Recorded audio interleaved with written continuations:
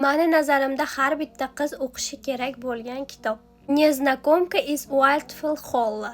Nimaga men har bitta qiz o'qishi kerak dedim? Chunki bu kitobda o'sha bitta ayol haqida berilgan. Ayolning hayoti, qismati, turmush qurishi, qiyinchiliklari, turmushidagi qiyinchiliklari aynan. Bu ayolning kuchliligi, irodasini kuchliligi aynan qiyinchiliklarga qaramay o'zini tutishi, o'zini shunaqangi darajada ushashi. Bu kitobdan olinadigan yana bitta xulosa shundaki, qiz bola o'ziga umr yo'ldosh tanlayotganda tashqi ko'rinish qanchalik aldashi haqida.